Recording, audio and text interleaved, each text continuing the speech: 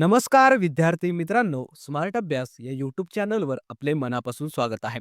आणि मित्रांनो, आज दिनांक 1 फेब्रुवारीच्या ज्या महत्त्वाच्या घडामोडी असणार आहेत त्याचा अभ्यास या व्हिडिओच्या माध्यमातून आपण करणार आहोत. चला मग सुरुवात करूया आजच्या या महत्त्वपूर्ण अशा घडामोडींना. तर पहिला आणि अत्यंत महत्त्वाचा असा प्रश्न असेल आपल्या परीक्षेसाठी.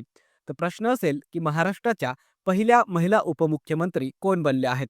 याचं योग्य उत्तर असणार आहे ऑप्शन नंबर ए. सुनेत्रा पवार या महाराष्ट्र राज्याच्या पहिल्या महिला उपमुख्यमंत्री बनलेल्या आहेत. त्याविषयी काही महत्त्वाचे मुद्दे बघायचे आहेत. तर महाराष्ट्राच्या आत्तापर्यंतच्या इतिहासामध्ये जर आपण बघितलं तर या सुनेत्रा पवार उपमुख्यमंत्रीपदी जाणाऱ्या पहिल्या महिला ठरलेल्या आहेत. हे आपल्यासाठी महत्त्वाचा मुद्दा आहे मित्रांनो, कारण एक पहिल्यांदा महिला या पदावर नियुक्त झालेली आहे किंवा आलेली आहे. त्यासाठी हा मुद्दा यासाठी आपल्याला महत्त्वाचा आहे.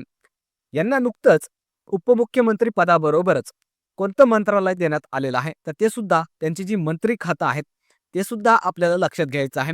राज्य उत्पादन शुल्क, क्रीडा व युवक कल्याण आणि अल्पसंख्याक मंत्रालय त्यांच्याकडे असणार आहे. हे आपल्यासाठी महत्त्वाचं आहे. ते सुद्धा आपल्याला परीक्षेमध्ये विचारलं जाऊ शकतं. ते सुद्धा लक्षात ठेवायचं आहे. त्या जर बघितल्या तर माजी उपमुख्यमंत्री दिवंगत जे अजित पवार होते यांच्या त्या पत्नी आहेत. त्यांचं शिक्षण जर आपण बघितलं तर त्या छत्रपती संभाजीनगरमध्ये एस.बी. कॉलेज आहे त्या ठिकाणी त्यांनी बी.कॉम पर्यंत शिक्षण हे घेतलेलं आहे. यांचं सामाजिक कार्य जर बघितलं तर त्या एन्व्हायरमेंटल फोरम ऑफ इंडिया या संस्थेच्या संस्थापक आहेत. तसेच बारामती या ठिकाणी जे विद्या प्रतिष्ठान आहे त्या शैक्षणिक संस्थेच्या त्या विश्वस्त आहेत. तसेच जे फ्रान्समध्ये वर्ल्ड एंटरप्रेन्योरशिप फोरम आहे त्यामध्ये त्या सदस्य सुद्धा म्हणून कार्यरत आहेत. हे काही महत्त्वाचे मुद्दे आपल्याला याविषयी लक्षात ठेवायचे आहेत. तसेच यांच्याविषयी लक्षात ठेवायचं आहे त्यांनी 2024 मध्ये बारामती लोकसभा मतदारसंघातून निवडणूक लढवली होती. मात्र त्यामध्ये त्यांचा पराभव झाला होता. त्यानंतर त्यांना राज्यसभेवर खासदार म्हणून नियुक्त करण्यात आलेलं होतं. हे सुद्धा आपल्याला लक्षात ठेवायचं आहे. आपल्याला ते प्रश्न येणाऱ्या परीक्षांमध्ये विचारले जाऊ शकतात. आणि आतापर्यंत मित्रांनो, महाराष्ट्राच्या इतिहासामध्ये एकही महिला मुख्यमंत्री पदावर गेलेली नाही. हे मुद्दा सुद्धा आपल्यासाठी महत्त्वाचा आहे. ते लक्षात घ्यायचं आहे. त्यानंतर पुढचा प्रश्न असेल की नुकतेच भारतातील नवीन रामसर स्थळे घोषित करण्यात आली ती कोणती आहेत. ऑप्शन्स या ठिकाणी देण्यात आले आहेत. जे योग्य उत्तर असेल ऑप्शन नंबर डी, ए आणि बी अर्थात पाटणा पक्षी अभयारण्य आणि छारी धांड हे जे दोन स्थळं आहेत त्याला रामसर स्थळांचा दर्जा हा देण्यात आलेला आहे. त्याविषयी काही महत्त्वाचे मुद्दे बघा. तर जे काही दोन नवीन रामसर स्थळे भारतामधील घोषित करण्यात आलेली आहेत त्यांची नावं आहेत. 97 क्रमांकाचा आहे पाटणा पक्षी अभयारण्य जे की उत्तर प्रदेश या राज्यामध्ये आहे आणि हे उत्तर प्रदेश राज्यातील 11व्या क्रमांकाचं रामसर स्थळ ठरलेलं आहे. 98व्या क्रमांकाचा आहे छारी धांड जे की गुजरात या ठिकाणी आहे किंवा या राज्यामध्ये आहे. त्यासोबतच आपल्याला अजून दोन त्या अगोदरचे 95 आणि 96व्या क्रमांकाचे रामसर स्थळ कोणते होते ते सुद्धा नावं लक्षात ठेवायचे आहेत. सिलिसरेह तलाव जे की राजस्थान या राज्यामध्ये आहे. कोपरा जलाशय जे की 96व्या क्रमांकाचं रामसर स्थळ आहे छत्तीसगड या राज्यामध्ये. हे आपल्याला चारही नावं लक्षात ठेवायचे आहेत. त्यासोबतच आपल्याला लक्षात ठेवायचं आहे भारतामध्ये आता एकूण रामसर स्थळांची संख्या 98 एवढीच झालेली आहे. सर्वात जास्त रामसर स्थळे जर कोणत्या राज्यामध्ये आहेत असं विचारण्यात आलं तर ते सुद्धा नाव लक्षात ठेवायचं आहे. तामिळनाडू या राज्यामध्ये सर्वाधिक भारतामध्ये रामसर स्थळे आढळून येतात मित्रांनो. हे आपल्यासाठी महत्त्वाचा मुद्दा आहे. त्यासोबतच आपल्या महाराष्ट्र राज्यामध्ये किती रामसर स्थळे आहेत तर 3 आहेत. ते लक्षात ठेवायचे आहेत. पहिलं आहे नांदूर मध्यमेश्वर जे की नाशिक या जिल्ह्यामध्ये आहे. दुसरं आहे बुलढाणा जिल्ह्यातील लोणार सरोवर आणि तिसरं आहे ठाणे खाडी जे की ठाणे या जिल्ह्यामध्ये आहे. त्यासोबतच आपल्याला लक्षात ठेवायचं आहे भारतातलं सर्वात मोठं रामसर स्थळ कोणतं आहे तर सुंदरबन आहे जे की पश्चिम बंगाल या राज्यामध्ये आहे. आणि हे जे काही रामसर स्थळे घोषित केले जातात त्याचा उद्देश काय असतो तर ज्या काही आंतरराष्ट्रीय महत्त्वाच्या पाणथळ क्षेत्र असतात त्यांचं प्रिझर्वेशन किंवा जतन किंवा जे काही जैवविविधता त्या ठिकाणी असते त्याचं रक्षण करणं यामागचा उद्देश असतो. याद्वारे असं जर एखाद्या ठिकाणचं रामसर स्थळ म्हणून जर घोषित करण्यात आलं तर त्याचं प्रिझर्वेशन हे आंतरराष्ट्रीय लेवलला केलं जात असतं. म्हणून हे आपल्यासाठी महत्त्वाचा मुद्दा आहे. ते लक्षात ठेवायचं आहे. त्यानंतर पुढचा प्रश्न बघण्या अगोदर व्हिडिओ आवडला असेल तर व्हिडिओला लाईक करायचा आहे. चॅनलवर नवीन असाल तर चॅनलला सबस्क्राईब करून घ्यायचं आहे. तसेच जास्तीत जास्त मित्रांना या व्हिडिओची लिंक शेअर करा, जेणेकरून याचा फायदा आपल्या मित्रांना सुद्धा होईल. चला मग पुढचा प्रश्न आपण बघूया. तर नुकतेच संपूर्णता अभियान 2.0 कोणी लॉन्च केले आहे? ऑप्शन्स या ठिकाणी देण्यात आले आहेत. याचे योग्य उत्तर असेल ऑप्शन नंबर बी, नीती आयोगाकडून हे नुकताच संपूर्णता अभियान 2.0 लॉन्च करण्यात आलेलं आहे. त्याविषयी काही महत्त्वाचे मुद्दे बघा. तर नाव आहे संपूर्णतः अभियान 2.0, जे की नीती आयोगाकडून सुरू करण्यात आलेलं आहे. याची सुरुवात 28 जानेवारीला नुकतंच करण्यात आलेली आहे. कालावधी असणार आहे 28 जानेवारी. असं एकूण 3 महिन्यांचं हे विशेष अभियान असणार आहे. याचं मुख्य उद्दिष्ट काय आहे? तर देशातील मागासलेले जे काही भाग आहेत त्याला जलद गतीने त्याचा विकास करणे, हे याचं मुख्य उद्दिष्ट आहे सुरू करण्यामागे. याद्वारे 112 आकांक्षित जिल्हे आणि 513 आकांक्षित ब्लॉक्स जे असणार आहेत ते कव्हर केले जाणार आहेत. प्रमुख लक्ष्य क्षेत्र कोणते असणार आहेत की ज्यामध्ये लक्ष ठेवून काम हे केलं जाणार आहे? तर आरोग्य आणि पोषण, शिक्षण असेल, स्वच्छता, पशु चिकित्सा आणि कृषी या क्षेत्रांवर हे लक्ष्य किंवा अभियान करणार आहे. त्यासोबतच आपल्याला नीती आयोगाविषयी लक्षात ठेवायचं आहे. याचा लॉंग फॉर्म आहे national institution for transforming India. याची स्थापना 1 जानेवारी 2015 ला करण्यात आली होती. अगोदरचं जे नियोजन आयोग होतं त्याच्या जाग्यावर या नीती आयोगाची स्थापनाही करण्यात आलेली होती. हे सुद्धा मुद्दा आपण लक्षात ठेवायचा आहे. याचे पदसिद्ध अध्यक्ष असतात पंतप्रधान, उपाध्यक्ष सध्या आहेत सुमन बेरी आणि सध्या सीईओ अर्थात मुख्य कार्यकारी अधिकारी आहेत BVR सुब्रमण्यम. हे आपल्याला माहिती लक्षात ठेवायची आहेत. त्यानंतर पुढचा प्रश्न असेल, आर्थिक वर्ष 2026-27 साठी भारताचा विकास दर अंदाजित किती सांगण्यात आला आहे? ऑप्शन्स या ठिकाणी देण्यात आले आहेत.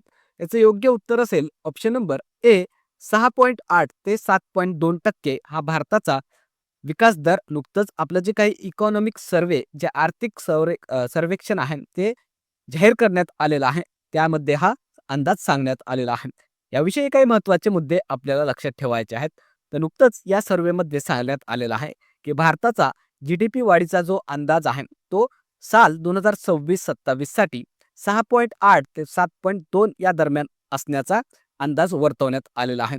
त्यासोबतच 2025-26 साठी जे काही रिअल GDP असेल ते 7.4% राहण्याची शक्यताही वर्तवण्यात आलेली आहे.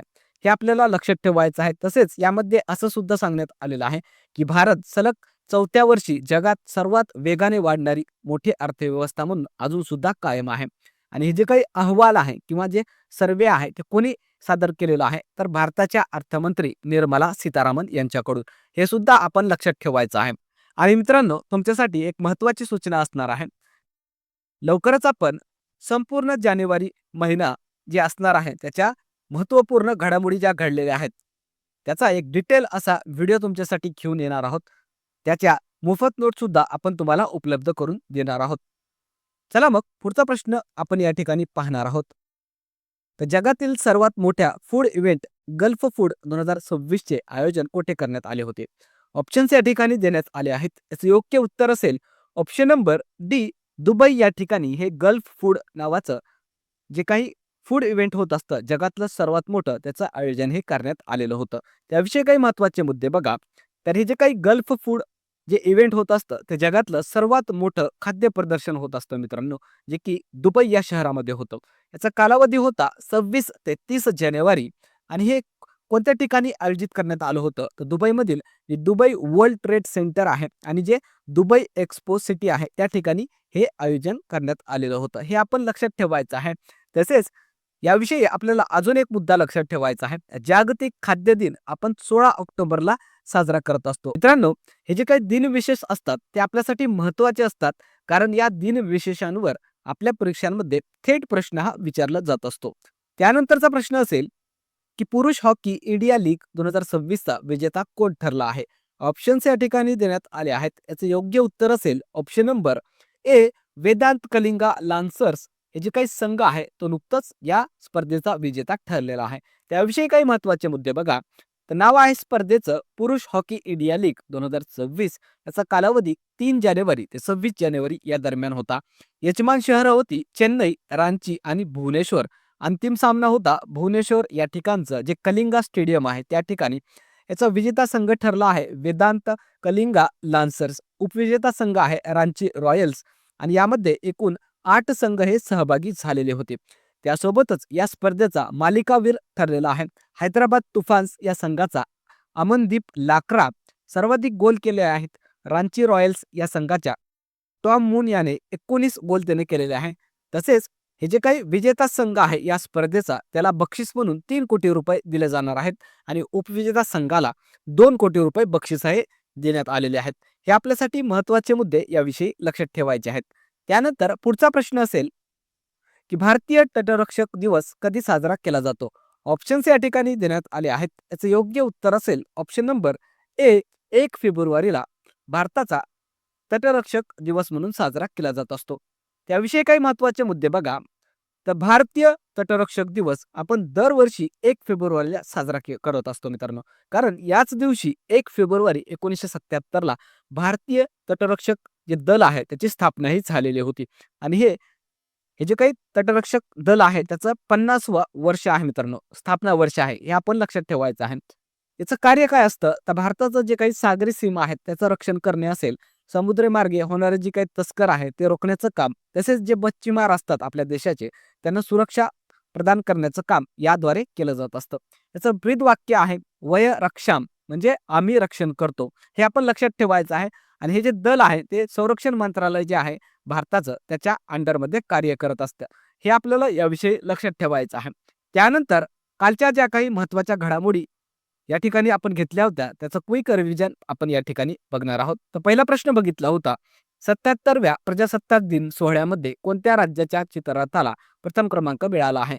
याचं उत्तर होतं ऑप्शन नंबर सी महाराष्ट्र. त्यानंतरचा प्रश्न होता की नुकतेच अजित पवार यांचे निधन झाले ते कोणत्या खात्याचे मंत्री होते. याचं उत्तर होतं ऑप्शन नंबर बी अर्थ व नियोजन मंत्री होते मित्रांनो. नुकतंच त्यांचं निधन हे झालेलं आहे. याविषयी आपण कालच्या व्हिडिओमध्ये डिटेलमध्ये अभ्यास केलेला आहे. त्यानंतरचा प्रश्न होता की सीआरपीएफचे नवीन पोलीस महासंचालक कोण बनले आहेत.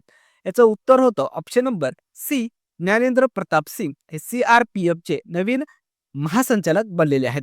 या ठिकाणी चुकून पोलीस असं उल्लेख आलेला आहे मित्रांनो, आपण महासंचालक असं या ठिकाणी गृहीत धरायचं आहे. त्यानंतरचा प्रश्न असेल ऑलिम्पिक काउन्सिल ऑफ आशियाचे नवीन अध्यक्ष कोण बनले आहेत. याचं उत्तर होतं option number A Sheikh Joaan bin Hamad Al Thani हे ऑलिम्पिक काउन्सिल ऑफ आशियाचे नवीन अध्यक्ष बनलेले आहेत. त्यानंतरचा प्रश्न होता की नुकतेच एक जिल्हा एक पाककृती उपक्रम कोणत्या राज्यात सुरू करण्यात आले. याचं उत्तर होतं ऑप्शन नंबर बी उत्तर प्रदेश. त्यानंतरचा प्रश्न आपण बघितला होता वायली रिसर्च पुरस्कार मिळणारे पहिले भारतीय व्यक्ती कोण बनले आहेत. याचं उत्तर होतं option number C doctor Chandrakant Lahariya. त्यानंतरचा प्रश्न होता आशिया खंडातील सर्वात मोठा नागरी विमान वाहतूक कार्यक्रम कुठे आयोजित करण्यात आला. याचं उत्तर होतं ऑप्शन नंबर सी हैदराबाद. त्यानंतरचा प्रश्न आपण घेतला होता कृत्रिम बुद्धिमत्तेचे नियमन करणारा जगातील पहिला देश कोणता ठरला आहे.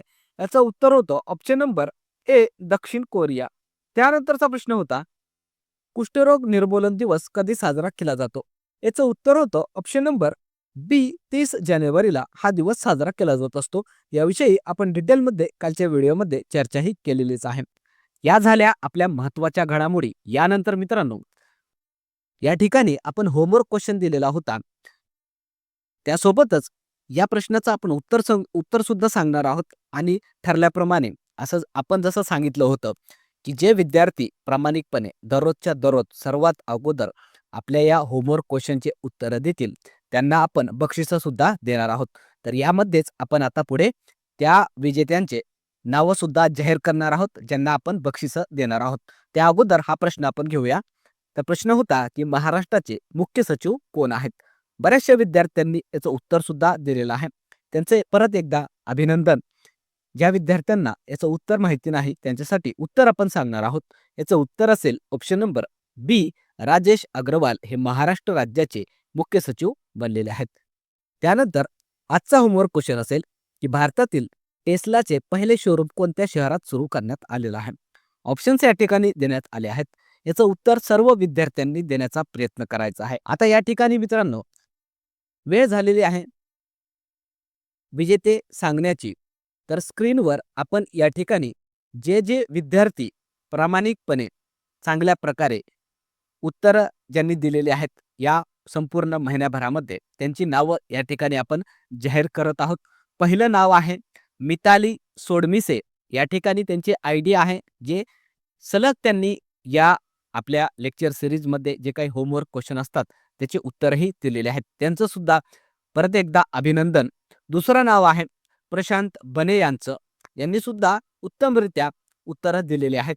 तिसरं आहे पवन बारडे यांचं नाव, ज्यांनी प्रामाणिकपणे उत्तरं देण्याचा प्रयत्न केलेला आहे. आणि चौथं नाव आहे अक्षय शिंदे. या चारही विजेत्यांची नावं आणि आयडी या ठिकाणी आपण दिलेली आहे. या चारही विजेत्यांनी आपलं हे जे काही व्हॉट्सअप नंबर आहे या ठिकाणी दिलेलं, त्यावर संपर्क साधायचा आहे. या चारही विजेत्यांना आपण प्रत्येकी ₹301 बक्षीस हे देणार आहोत मित्रांनो. तर विजेत्यांचं परत एकदा स्मार्ट अभ्यास या परिवाराकडून अभिनंदन, अभिनंदन, अभिनंदन. तुम्ही सुद्धा मित्रांनो, ज्यांना हा बक्षीस यावेळी जिंकता आलेलं नाही, ते सुद्धा पुढच्या वेळेस जिंकू शकता. आजचा हा होमवर्क क्वेश्चन याला सुरुवात झालेली आहे. या फेब्रुवारीमध्ये तुम्ही दररोजच्या दररोज आणि सर्वात अगोदर चांगल्या पद्धतीनं होमवर्क क्वेश्चनचं उत्तर देत चालायचं आहे. येणारे विजेते सुद्धा तुम्ही असणार आहात. चला मग थांबूया या ठिकाणी. व्हिडिओ आवडला असेल तर व्हिडिओला लाईक करा. चॅनलवर नवीन असाल तर चॅनलला सबस्क्राईब करा. तसेच लेक्चरच्या मोफत नोट्ससाठी आपलं जे टेलिग्राम चॅनल आहे स्मार्ट अभ्यास 555 त्याला जॉईन करा. त्या ठिकाणी मोफत PDF नोट्स आपण विद्यार्थ्यांसाठी टाकत असतो. थांबूया मग. पुन्हा भेटूया उद्याच्या व्हिडिओमध्ये. तोपर्यंत धन्यवाद.